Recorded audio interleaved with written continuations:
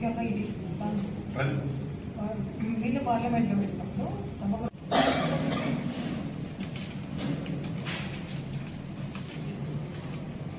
వేలాలు ఏర్పడి తిన్న మీరు ఇవాళ తెలంగాణ కోసం మాట్లాడే హక్కు నైతిక హక్కు కోల్పోయింది. ఈరోజు మా గౌరవ ముఖ్యమంత్రి రేవంత్ గారిని మీరు స్కామ్ల పార్టీ కాంగ్రెస్ పార్టీ అంటే అని ఆయన తలకాయ పోటీ తినే మనిషి ఒక వ్యక్తి విమర్శిస్తున్నారు.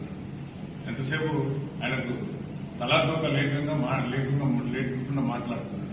మీరు చేసిన స్కామ్లు, మీరు చేసిన ఈ దోపిడీ ఆంధ్ర రాష్ట్రం కూడా దోసుకొని పోలేదు. నాకు మా అందరికి ఇక్కడ ఉన్న పెద్దలందరూ కూడా కాంగ్రెస్ కార్యకర్తలందరికీ కూడా కంబైండ్ ఆంధ్రప్రదేశ్ లో ఆంధ్రలో దోసుకుపోయిందన్నారు. నిధులు, నీళ్లు, నియామకాలు అన్ని వాళ్ళు అప్పుడు దోసుకుపోయిన వాళ్ళు లేదు. కానీ ఇప్పుడు ఈ గత 10 ఏళ్లలో దోసిన దోపిడీ అసలు భయంకరమైన దోపిడీ జరిగింది.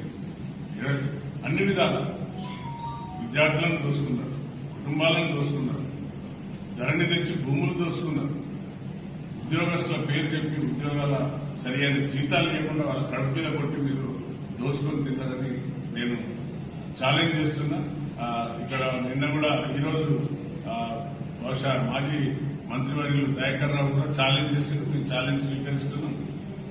చూద్దాం, లోకల్ బాడీ ఎలక్షన్లలో ఎవరు గెలుస్తారో చూద్దాం. ఛాలెంజ్ స్వీకరిస్తున్నాం.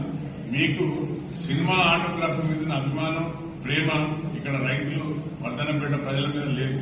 మీరు చేసిన స్కామ్లు ఇంతంత కాదు, తప్పనిసరిగా అతి త్వరలో వెలుగులోకి వస్తాయి. అన్ని కూడా ఏంటంటే మా ముఖ్యమంత్రి గారు నిండా సభలో చెప్పింది, మేము ఎవరి మీద కూడా కక్ష సాధింపులు చేయలేదు. వారిని అంతా జైలు నిర్బంధంలో పెట్టి వారిని ఒక సెల్లో వేసినప్పుడు కూడా ఆయన ప్రజల కోసం పనిచేస్తున్నాడు తప్ప ఆయన స్వార్థం కోసం పనిచేస్తలేదు ఈ ప్రభుత్వం. మా యొక్క కేబినెట్ మినిస్టర్లు ప్రతి ఒక్కటి ఒక ఆలోచన విధానంతో పోతున్నారు. కాంగ్రెస్ పార్టీ ఏం చేసినా దీర్ఘకాలిక ఆలోచనతో పోతారు. సన్నబియ్యం తెచ్చాము ఈరోజు పేదవాడి